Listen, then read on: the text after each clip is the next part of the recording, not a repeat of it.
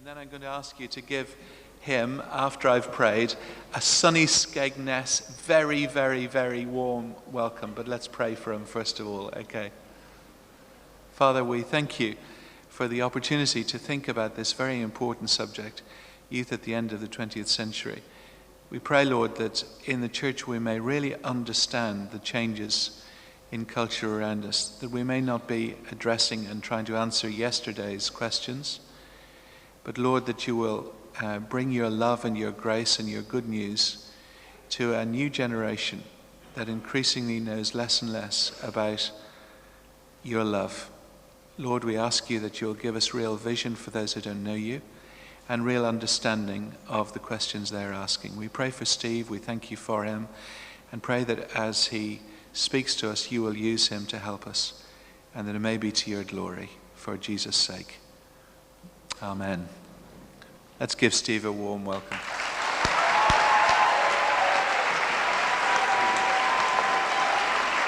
Thank you very much. Thank you. It's really good to be here. It's really good to be here in Skegness for a day. I'm coming back next week, though, so there you are. I've got to do my little bit then. Youth at the end of the 20th century. I'd like to read you a quote. It says this: "The world is passing through troublesome times.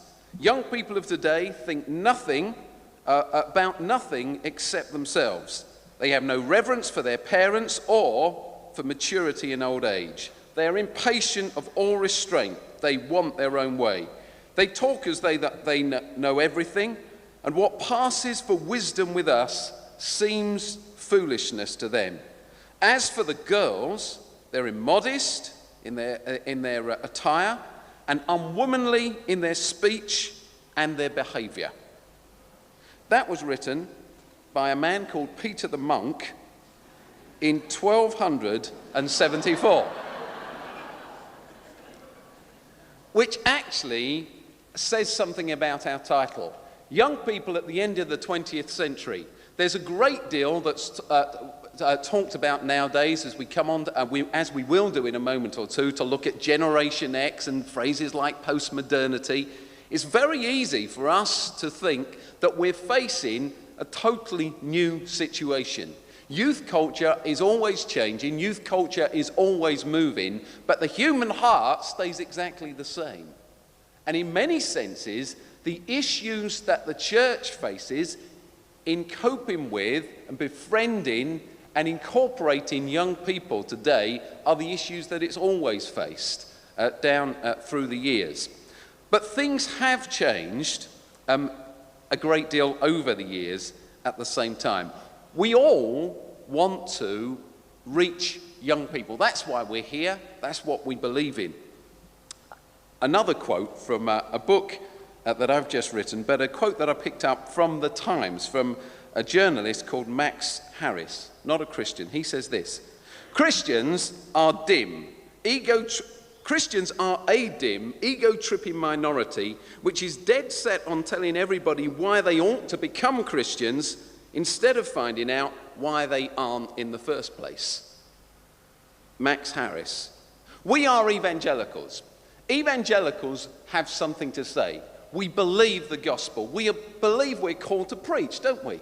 We are compelled to preach the gospel. We have good news and we have to tell it.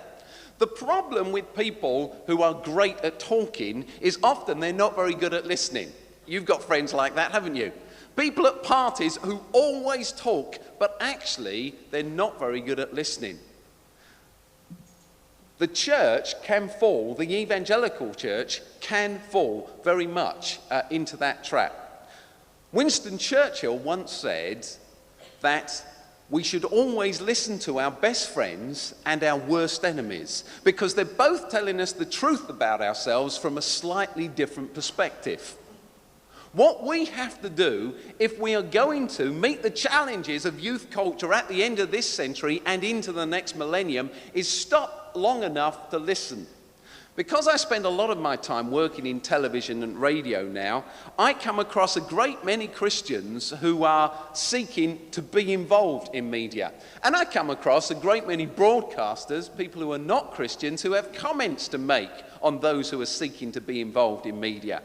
And what they say very often is just that. We've got everything to say, but we don't know how to say it. One guy sat me down on a settee on ITV one morning, and not going out to air, just a conversation between the two of us before the cameras started rolling, and he said, you know, the trouble with you evangelicals is you're all trying to answer question 17, we're on question 1. You need to stop and listen to what we've got to say and find out how we see the world before you bring us your answers. You say Jesus is the answer, but you've not stopped long enough to find out what we think the questions are. We have to do all of those things. We have to stop and we need to listen. I went to France on holiday last year. When I was at school, I didn't get on with our French teacher very well at all. Her name was Mrs. Stovell. And as a result of not getting along with her, my French didn't progress quite as well as it should have done. And so just before O-levels, I was told that I wasn't wanted in the French class anymore, which suited me at the time because I didn't want to be there. So that was the end of my French, which didn't really matter very much until Oasis, the charity I work for, set up in France, which means I often have to go there now. And last summer I was there on holiday. Each morning I went down to the local bakery, and my job was to purchase some French breadsticks for breakfast. One morning I took my two girls along to buy these sticks with me, and the last time they were taking the mickey out of me about this was just last weekend when someone came round, and they say that I stood there in this in this bakery, and this is what I said. I wasn't aware of it, but I looked at the girl and who was selling them, and I said, bread. Me, English, bread, money. And she obviously looked at me as though I was stark raving bonkers, being a French teenager from a village way down in the south. So she said nothing and did nothing. So I said, this is what my kids said, my two girls say. I looked at her again and I said, bread, English, you serve me, bring bread here. I have money. To which she didn't respond again, and I repeated this and got louder and louder and louder and louder until you're almost shouting, me English, you give me bread. And that's what the church tends to do. When we're not heard, we shout louder. When it doesn't go well, we often say we need to preach clearer. The good old gospel is what the young need to hear. If they hear the gospel presented clearly, they will respond. If we're presenting in the wrong language, if we're not listening in the first place, not hearing the questions, not hearing the issues, not hearing the language, we can shout as loud as we like and as clearly as we like, but we won't be heard and we won't get anywhere. We need to stop. We need to listen. So what I'd like to do to begin with this afternoon is just to take a little trip back and look at what youth culture is. We are the first generation on earth of church leaders and Christians faced with the issue of youth culture. 100 years ago, youth culture wouldn't have been the kind of issue it is for the church today. 100 years ago, young people came to church. The church was in contact with well over 50% of children and young people in this country. From the statistics we have, we know that's the case. Young people came and they sat and they listened. I have a good friend who died quite recently at the age of 86. Her name was Betty. And I became, about 6 years ago, the minister of her church. And at the church at that stage had about 5 people in the congregation. Oasis, the charity I work with, we took on the church to help it into life. There were 5 people in the congregation. In fact, you could get the whole congregation on the front pew, laying down, and still have room for visitors on the front pew. Do you know, it was that bad. They were all in their 80s. They knew that a hard winter would wipe them all out. That's true, they said that to me, and they invited me to, they're in an inner city area in South London, they invited me to be their minister. I came in and we began to change things. We changed a lot. The church began to grow. In fact, it reached the stage where the church had more full-time workers than it had members just a couple of years ago. The church was packed with people. And I remember Betty, my friend, sitting me down, and she said, "I don't like it, you know, Steve." And I said, "You don't like what, Betty?" And she said, "I don't like what's going on." And I said, "But, you know, a lot of people are getting baptized and becoming Christians." She said, "Oh, that's fantastic. That is absolutely wonderful." So I said, "Well, what's your problem?" She said, "Well, I know it's great they're becoming Christians, but I don't like it. I don't like all these songs, and I don't like the way things are done." And I said, "I'm sorry about that, Betty." And she was very gracious. She said, "No, don't get me wrong, Steve." She said, "I know it's more interesting." She said, "I know it's quite exciting." But she said, "When I was a girl, church was boring and you knew it was going to be boring." That's the way I grew up with it. You know, that's quite a frivolous comment, but behind that is a very serious statement. There was a generation not so long ago that went to church because they went to church. That young people went to church because they were sent to church, and what they got, they got. But things have changed rapidly from that stage. I often talk to church elders when I'm asked to talk about youth work, and they say things like this to me. Men in their 60s and 70s, women in their 60s and 70s, struggling with youth work in their church, will often say, "When I was a teenager, it was different." The first important thing to understand as we look at youth culture at the end of this century is that no 70-year-old ever was a teenager. They never were teenagers. And I say to them, you never went through the teenage years. Which sounds a bizarre statement. How do you get to be in your 70s without having been in your teens? The answer is, of course, you can't in one way. You are in your teens between the age of 13 and 19, heading into 20. But to be a teenager is something different.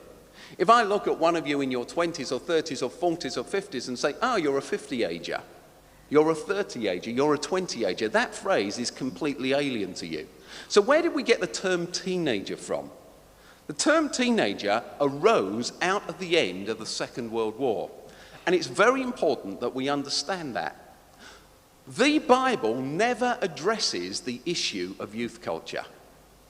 That is a problem for the church in understanding how to tackle young people.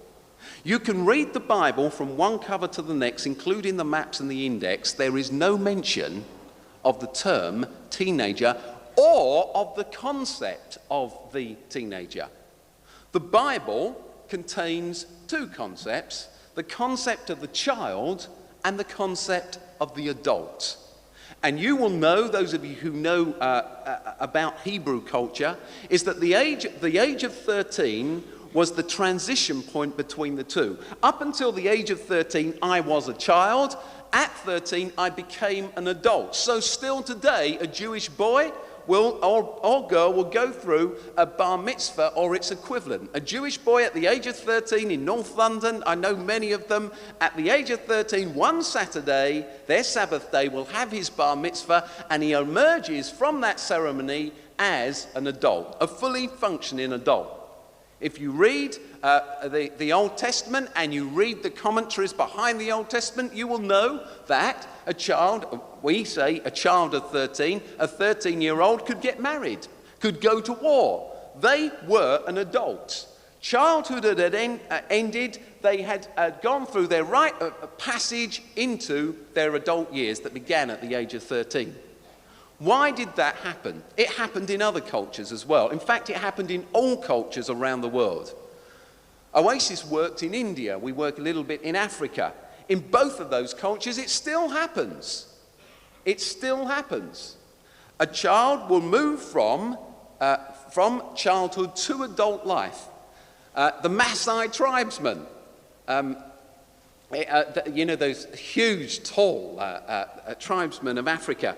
In their culture, a boy would go out hunting on his 13th birthday, and he would have to skin a lion or whatever it would be. That's harder to do these days because of the restrictions put on hunting. But he would return with the lion on his back, and if he returned with the lion's skin on his back, he was a man, a warrior. If he didn't, it didn't matter anyway. That was the end of the story. So you became a man at the age of 13. Why do we have a Jewish bar mitzvah taking place at the age of 13? Well, it's quite clear, really. It wasn't that Moses and the elders of Israel sat down and they said, now, when are we going to make a boy into a man? When does a girl become a woman? Hey, look, who says 18? Who says 21? Who goes for 36? No, we'd go for 13. It was at the point of puberty. It was at the point of puberty. You've all been to youth seminars, I guess, about young people who go through puberty, and, you know, we are taught to tell them about growing hairs and their changing shape of their bodies and periods and all of that kind of stuff. The biggest change going on in any young person at puberty is not a physical one. It's psychological. It's to do with who they are. It's the adjustment from being dependent on parents and dependent on others and regarding yourself as dependent to the development of individuality and, as a result of that, the yearning for responsibility. In my church, one of the churches I worked for, we had a couple who were members of the National Trust and bird spotters. And every Saturday, they'd head off in their Volvo estate at the time. This was a few years back. Now they'd be in a 4x4. But they used to head off in their Volvo estate, and they used to go bird spotting. And they'd arrive home, and it was wonderful. In fact, I knew them quite well, and they'd tell me about the wonders of bird spotting. And what would happen is, I remember, well, this actually happened, not typically, but this specific incident happened. That this couple arrived home one Saturday night, I called in to see them, and they told me about this bird that they'd been watching, how they'd been back week after week, they'd seen these two chicks develop, and they'd seen these chicks flap their wings and fly the nest. And how wonderful this whole thing had been, and how they were praising God for the miracle of creation, that in each young bird he put the desire to fly the nest, the desire for freedom. I then asked about their daughter, because I was the youth worker. Oh, her, she's out. We don't know what we deserve to get her, you know, and into that. She treats this place like a hotel. She's always it's sin. She claims to be a Christian. She was baptized last year, and now she treats us like this. She's out the devil's dancing now. She's never in here, and you should have seen the length of her skirt. You know the type of thing, don't you? Or it's a wide belt or whatever. What this couple couldn't do was this. When they looked at the young bird flying the nest, they said, isn't it wonderful that God has placed in each young bird the desire to fly? It's part of nature's way. It's part of God's way, that each young bird has this desire to fly. They don't have to be taught to fly. It's in them, and at the right time it emerges. They grow their adult wings and they fly. Looking at their 15-year-old daughter, they saw the same process, only in terms of sin and rebellion. In actual fact, it was a craving for responsibility. A craving for responsibility. The biggest thing happening in the life of any teenager reaching puberty, is not the growing of facial hair or the change of shape. It's the birth of the yearning for freedom and responsibility. All cultures throughout the ages, this sounds like a sweeping statement, but it's not. All cultures throughout the ages have granted responsibility to young people at that point. I believe that is why a Jewish boy became a man at the age of 13. In our culture, two things have happened. Firstly, puberty creeps earlier and earlier and earlier. In fact, I read just recently that puberty creeps on average 9 months earlier in every decade because of better nutrition, etc., etc., which when you think about it, for about 100 years' time, presents a very interesting case. So it just shows that you can take statistics to illogical conclusions. But as puberty no doubt creeps earlier, our society has created an effect where young people are held in adolescence longer and longer. So, at the age of 13, a Jewish boy makes the quick transition from childhood and learning to adult life, and he goes out in the fields with his dad, and he gets involved as an apprentice of his father's, and life goes on. He's given responsibility, and as puberty dawns, all the yearning for responsibility is actually satisfied. We have in our language that phrase, mother's little helper. Mother's little helper was the older sibling, the older girl in the family, who actually at the age of 12 or 13, the dawning of puberty, etc., etc., she becomes her mother's helper, caring for the younger children. Lots of responsibility granted. Responsibility called for, responsibility given. But in this century, with the development of formal education, which did not exist, has not existed, extended education, secondary education, with that development, a byproduct has been the withholding of responsibility to teenagers, to young people. And so adolescence, which means literally being in between, which began as a very short period, the period between childhood and adult life, has slowly been stretched as puberty moves that way and as adult responsibility moves that way, and you get trapped in an educational system. And sociologists will tell us that the birth of the teenage movement is down to that. At the end of the Second World War, basically what happened was this. Young people had money in their pockets, first in the States in the 50s and then in the 60s in our culture, had money in their pockets for the first time. The recovery, the economic boom was on its way, but responsibility was withheld from them. They were given no responsibility. They sat there. There was a very famous film that some of you will still know of, James Dean, Rebel Without a Cause. You see, rebel without... Here I have all this energy pent up inside me, yearning for responsibility, yearning to be given, make my own mark, and it's withheld from me. And that energy spills out in the wrong direction. A teenager is someone who yearns to be taken seriously. Think back about the best thing about being 14, and think back about the worst thing about being 14. Was it not, would you not have said, I just want to be treated like a grown-up. I just want to be taken seriously.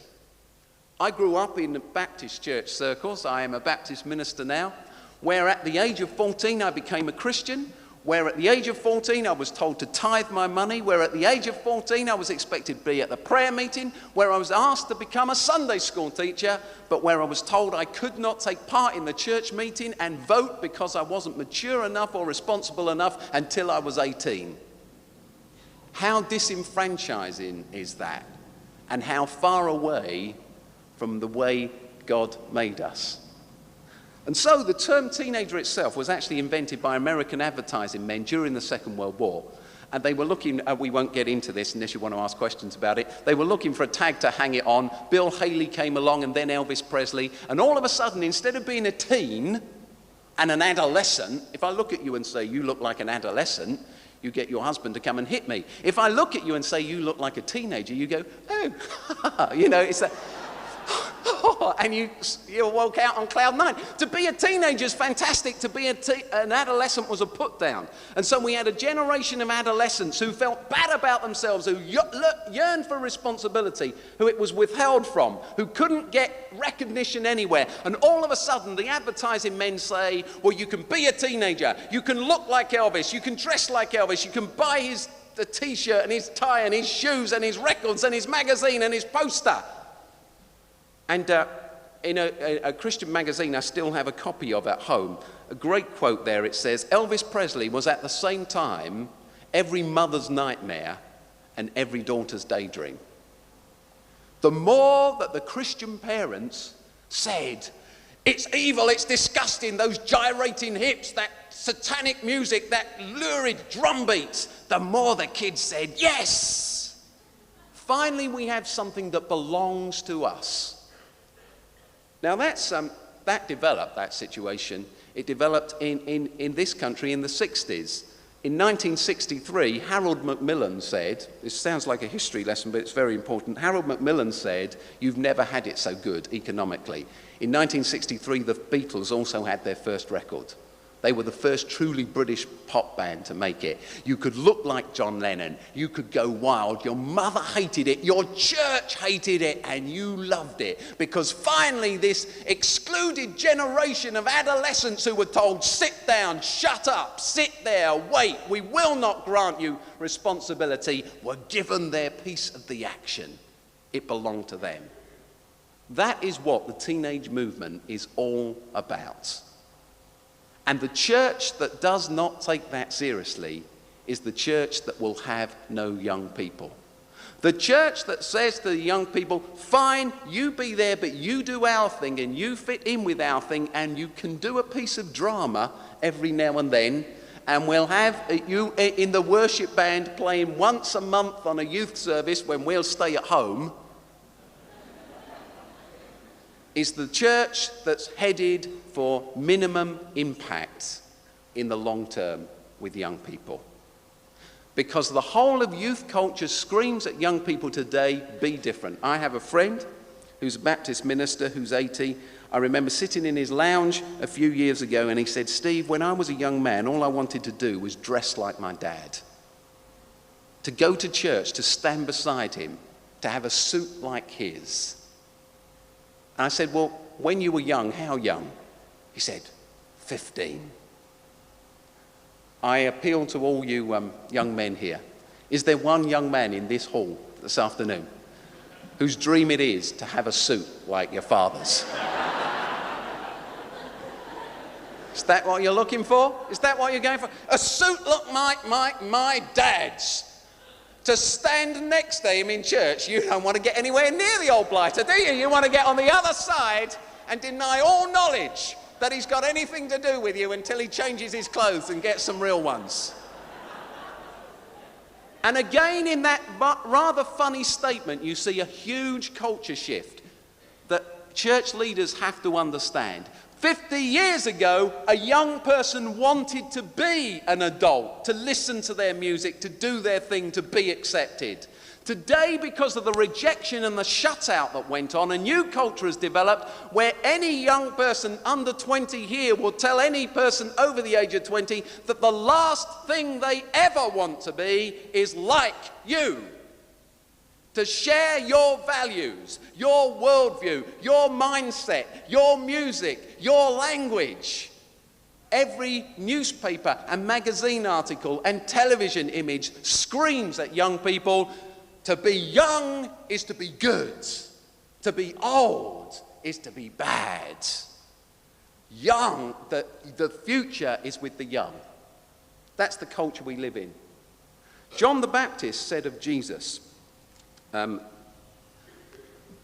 he who comes after me ranks before me. And our culture can say, well, of course he who comes after you is more important than you. The young always have the new technology. They look better, they work faster, they're smarter. Of course the young man has it. But John and Jesus lived in a culture where the old man was honored. And John was having to say, though he's younger than me, actually you should listen to him more than you should listen to me, though I'm an older man. There's been a total reversal in the way our cultures work. That is what we cope with. The church that withholds responsibility, the church that treats discipleship as though it's a number of sessions to sit a young person down and tell them what they ought to believe in order to fit in, is the church that will fail with young people. I'm asked to endorse all sorts of Christian products, and one that I often get asked to endorse is the Youth Discipleship Pack.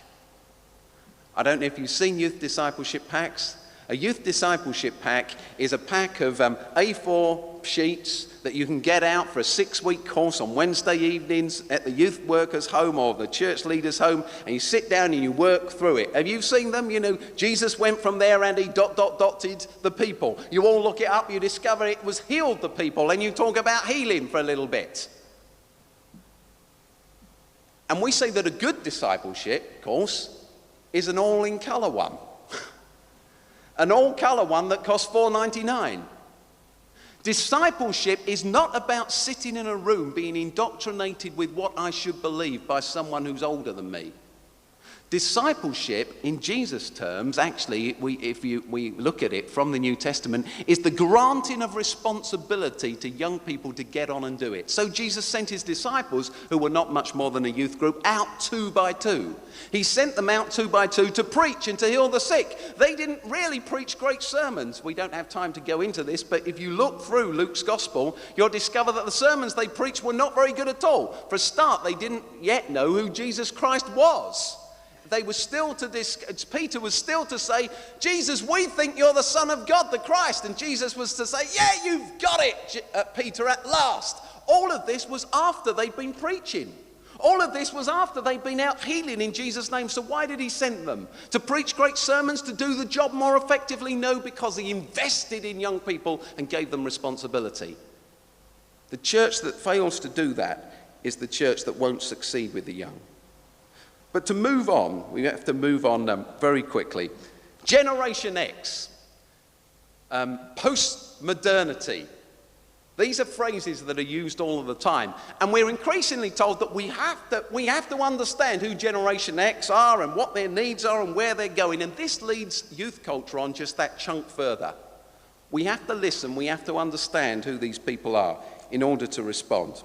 Generation X is a trendy title to use. It's actually another name for the group that used to be called the Baby Busters. Have you heard those 2 phrases that advertising men use? Baby boomers and baby busters. Baby boomers are all the babies that were born after the end of the Second World War and up till 1960. So if you were born in that time, you are called by advertising men, marketing men, a baby boomer. You were born into a world where resources were developing. The Second World War was over, economic revival and recovery was coming. You were born into a hopeful world, and you grew up through a home probably that believed in expansion and growth and success and reaching goals. The world was your oyster.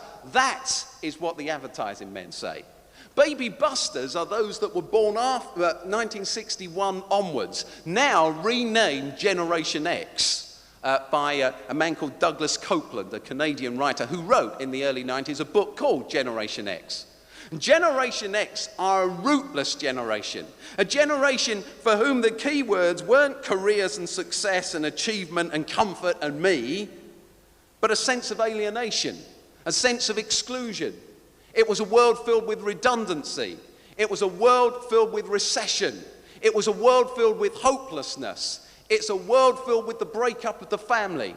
And so Douglas Copeland has named this generation Generation X. Actually, those who are officially part of Generation X were born between 61 and 81, so says Copeland. But of course, Generation X, that we now talk about Generation Y, or at least the youth professionals do that comes after it, carry with them the same traits. A generation of people who are disenchanted with the world around them, who don't talk about me, who want to talk about we, who look at the world around them and want to build a new sense of community, who look around the world around them and the goals that young people have before them and say, this doesn't work. I am excluded from a great career. I will be moved on. I can do a degree and still end up working in McDonald's. And that might be only temporary. Where is the hope for me? Where do I fit in?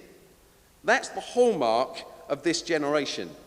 And a rootlessness that's amongst young people. They don't believe in family. 1/3 of all children now are born outside of marriage. Another 1/3 are born inside marriage, but that marriage will split and break down. So the predominant culture in our country is not to believe in marriage. My friends in television, I know very few of them who are married. They all live together, cohabitate. when I talk to them about that issue, they say, we don't trust ourselves to marriage. Our parents split up. We can't commit ourselves to a long-term relationship. Marriage doesn't work. That is the fact, and we are the victims of that. So rootless in terms of family, rootless in terms of community. At Rose West's trial, you know, the wife of Fred West, you know, the mass murderer, The Economist, there was a really good article in The Economist that really said that these murders couldn't have happened, or it would have been much harder for them to happen 50 years ago, because the girls that were picked on were strangers. They were rootless. They didn't belong to a community. They were travelers. They moved in and they disappeared and they were murdered and nobody ever knew. We live in a society that knows the breakdown of family and the breakdown of community. High mobility around the country brings stress and strain and the sense of not belonging and not counting. We live in a society for Generation X where they've seen the breakdown of leadership. You know, this week, the sleaze problems and the Tories and all the rest of it under threat again. And we live in a culture where there's a breakdown, most importantly, of truth. Television is one of the main portrayers of truth to us. I work in television. Tomorrow morning I have to go to London from here and I will conduct a television interview. I won't give you the details right now, but I will conduct a television interview with a man who believes basically that God doesn't, he's a clergyman, Church of England, but he believes that God is dead, that God doesn't exist, that Jesus was, his father was Joseph. And I have to conduct this interview with him, so I'm told, by ITV, but I must be dispassionate. They say, we know what you believe, Steve, but you must give him an airing. Ask him questions. Let him say his piece. Let the Church of England, or this section of it, speak. Why? Because all truth is truth. On television, a couple of months ago, I tuned in one night. I was staying in a hotel. There was a man who had seen Elvis Presley and said, Elvis Presley lives. He's been transported back to planet Earth by some aliens who he was captured by. I flicked through the channels, and on another channel, there was a Christian saying, I've seen God. Jesus is alive. And the two things are held together. This man has seen Elvis, this man has seen Jesus. What's the difference? And we all put judgment on hold. And so the young people of our generation, Generation X, are people who don't have good models of family and don't have good models of community, but much more importantly, as far as we are concerned in this seminar, they are young people who don't hold to any absolute truth. This is true for you and that's true for you. Nobody asks me anymore in the job I do in television and radio, nobody argues and says, how can you believe in God? I never answer that question. You know, as a young Christian, I was taught how to answer the question, you know, why I believe in God. Nobody ever asked me why I believe in God. That's fine if you believe in God. I believe this and he believes that and somebody else believes someone else. It's all relative. That's the world young people live in. A world where everything swims around. So how does the church meet this need? How do we move young people on? I believe, and then I'll stop for a time of questions, simply this. In a world where we face the challenge of the internet and we face the challenge of digital TV and we face the explosion of information, what young people long for, in just the same way as everybody always has done, is the sense of belonging, the sense of mattering. And the local church and local church youth work should see as no threats the advent of digital TV or cable TV or the internet. Because each young person still looks for roots and responsibility. This is not to do with postmodernity or to do with Generation X. It's to do with that thing that happens at puberty, where young people reach out and they want something to live and die for. They want something to belong to, somewhere where they're granted responsibility. As the church offers young people that challenge and that place to belong, they will succeed. as they turn their backs on that, they'll be sunk. Over to you for questions. 10 minutes to go.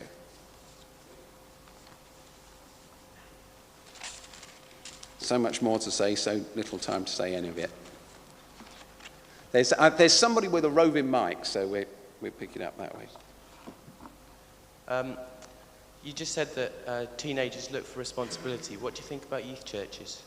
All right, what do I think about youth churches? Let me explain to you. Some of you may not know about the concept of youth churches. The idea being that instead of trying to communicate with all the people all together, all at the same time, a church is set up that caters solely for young people of a particular age in a particular culture. With their music and their language. What do I think about those things? Firstly, I would say that there is no such thing as youth culture.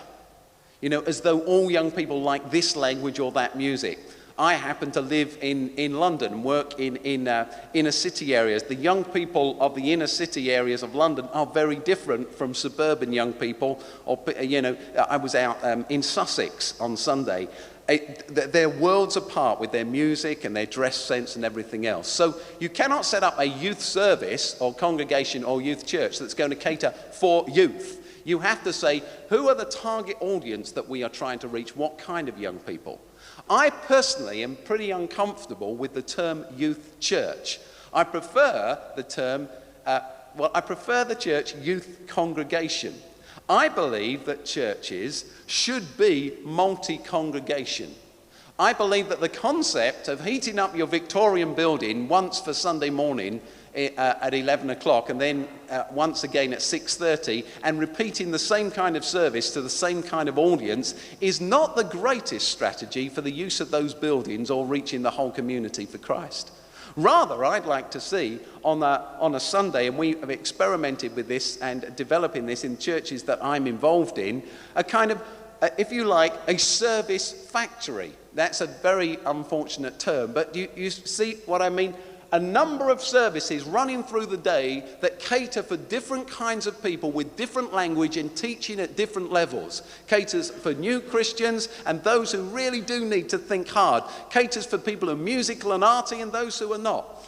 And this isn't such a new idea, actually, because the Church of England has been doing it for ages. The 1662 prayer book service that so many Anglican services have early in the morning with the these and the thys and all the rest of it is a congregation in a particular language style for a particular language group. So if we do it in the language of King James for that language group, why not do it in the language of a youth culture at the other end of the day or on a different day of the week?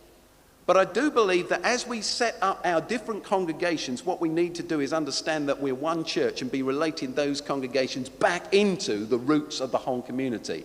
Church is community, not one specific age group.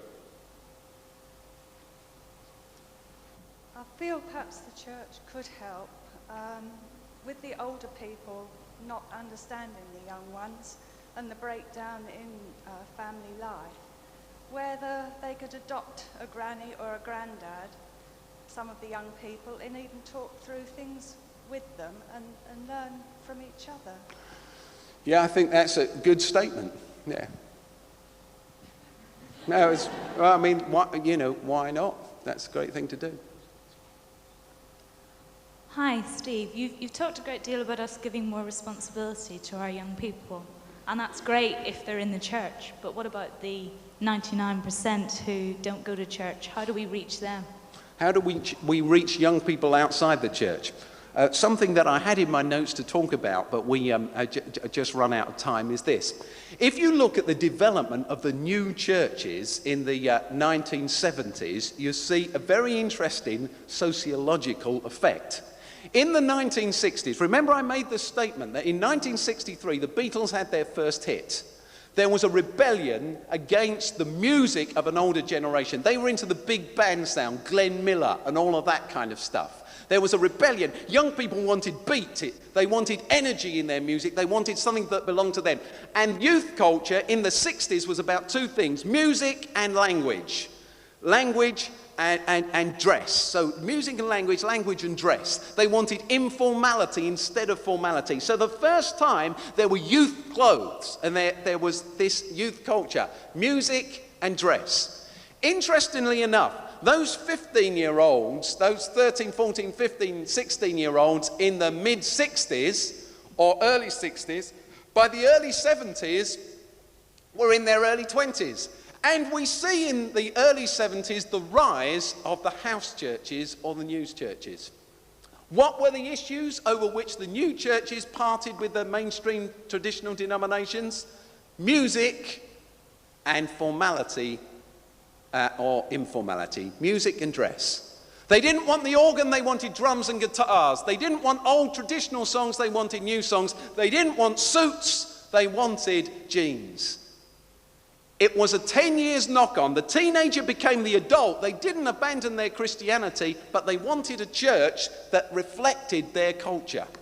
So I think we have to ask ourselves, for young people beyond the church at the moment, what are the things that reflect their culture that are actually good? Young people are far more holistic in their thinking than the average evangelical Christian is in their thinking. In other words, one of the hallmarks of Generation X, as marked out by Douglas Copeland, but marked out by what we see around us, is the concern about the planet, the concern about the future. Young people have given up hope in science. There was a phase of life which was called modernity, where we believed that science would bring us the answers. We believed in technology. Young people, Generation X, have given up on science and technology. They want community, they want relationships, they care about justice issues, they care about ecology. And I believe that one of the ways forward is to develop a far more thoroughgoing, holistic theology which actually excites young people and brings them forward. One of the projects that Oasis has developed is called Christmas Cracker. And this year with Tier Funds, we are developing a new project called The Big Take, which if you pop up to the Oasis stand on the Tier Fund stand, you can find a few more details of. But the idea is at this Christmas time to harness young people's energy, both those inside the church and those far beyond it, as far as justice issues go.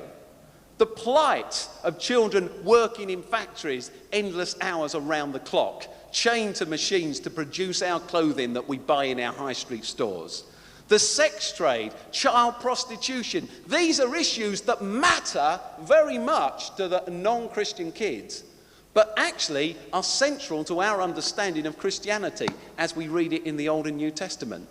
And if we develop a spirituality that really is us, that reflects those issues, well, my experience as a youth minister has been simply that young people say, if this is real Christianity, if this is faith, I want it.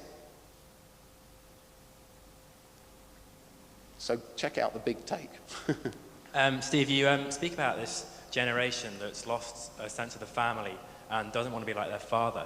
How do we get across to them the significance and the joy of having God as their father?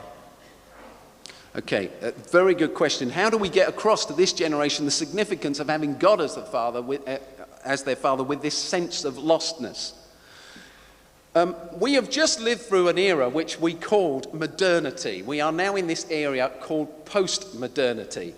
In the era of modernity, we believed, the world believed in secularism, really, Marxism. We believed that God was dead and God was irrelevant and all there was is what you could see and touch. Modernity is now dead. We are into post-modernity. Post-modernity is rootless and searching, but it is open to spirituality. It doesn't ask the question, it doesn't make the statement, God is not there. Young people are open to spirituality. It's just they don't buy into traditional Christian spirituality. You believe this and I believe that. So there's an array on sale, which is why New Age religions have become so popular. They allow a pick and mix approach. They allow me to tailor my spirituality to suit myself, rather than saying there's a defined body of truth out there that I need to wedge myself into. How the church approaches this issue and introduces young people to a God who is there, who's objective, who is the truth, who is absolute truth, but is also a Father who loves them, I believe, I wish I could say it some other way, is through relationship. I think the church craves a different answer. We love to be told that the way is really to invest in a 30 megawatt sound system and have fast moving visual images that copy what you get when you go clubbing. I'm not ruling out the use of, creative worship at all. In fact, I fully embrace it and endorse it. I believe that should be part of what we're doing. But at the end of the day, everyone I have ever met yearns for relationship. Yearns for relationship. I sat with somebody yesterday evening who is one of the wealthiest people in Great Britain. We had a little meal together in a takeaway restaurant. And I sat there and he said, I am one of the 10 wealthiest people in this country. What did he want? He wants to know me. He wants my time. He wants me to smile at him. He wants me to be his friend. That's all he wants. That's all every young person and every older person wants, because that is placed in us by God. We are made in God's image. We need relationship. Our society robs us of it. The church can replace it. I just want to pick up from what you just said about young people. I just wonder how you would go about re-educating us adults about young people. I say that to my own shame. That's about a year ago. I joined a secular charity that addresses young people who are in trouble. And my view of young people when I went in, it was changed by the time I came out. I saw them as our young people, not somebody else's. And I just wonder how you would help us as adults to change our view of young people. I think this all boils down to something known as tribalism. We all belong to tribes. Tribes, skinheads are a tribe. They dress alike, they have the same hairstyle, they wear the same boots, they listen to the same music. Skateboarders are a tribe, golfers are a tribe, cricketers are a tribe, supporters of Chelsea Football Club are a tribe. They dress the same, they sing the same song, they think they're going to beat Wimbledon in the FA Cup semi-final. All of that makes them a tribe. Evangelical Christianity is a tribe. It's a tribe. Well, actually, there are several tribes within evangelical Christianity. But we dress the same, we look the same, we sing the same songs, we are the same. We say we're different, but we look the same if you're on the outside. Just like skinheads think they're all different, but they look the same if you see a gang of them standing on the street corner. They all look the same. The problem with being a tribe, we are tribal because we exist best in tribes. We need that sense of community. But if you think of your skinheads, the problem is the skinheads present a pretty uncomfortable image to the rest of the world. And so though they're great guys, actually, most of them, you don't want to get to know them. You're scared of them. And so it works both ways when the church is involved with young people. Young people look at us and they're scared of us. We look at them and we're scared of them. I went to a conference, a government conference about a year ago, looking at issues of urban priority areas, and we were looking at youth crime, joyriding, etc., etc. A member of the government stood up at this little meeting, and he addressed us, and he said, as I look at young people and I look at the growing issues of youth crime, he said, I look at these young people, and one of the biggest problems we face is the apathy of the young. The apathy of the young. Do you know, as he said that, I could remember hearing that in so many churches. I've been to so many elders groups in churches who've said the apathy of the young people around here is astonishing. I've listened to so many youth leaders who've said, Steve, the apathy of the young people in our church is overwhelming. Young people are not apathetic. I stood up and I said that the Oasis Trust works in Sunderland. Sunderland has a huge joyriding problem. I was speaking at a conference there, and I told this guy that a few weeks before this little happening took place, and I stood up and I said, the other Saturday I watched from the conference room where I was speaking, I watched an 11-year-old boy break in to a high-performance car, start it, and drive it the wrong way round a council estate at approaching 90 miles an hour, I would guess, on a 30-mile-an-hour circuit. Why does an 11-year-old who cannot drive risk his life driving that fast the wrong way round a one-way system, knowing that he's going to get caught? Why does he do that? And I said to the government minister, I said, does he get out of bed and think, I feel so apathetic today, I think I'll go downstairs and out of my apathy, I think I'll steal that car. And I think I'll start it and I'll drive it the wrong way round the one-way system, risking my life. Oh, the apathy's overwhelming. It's frustration. It's exclusion. It's boredom.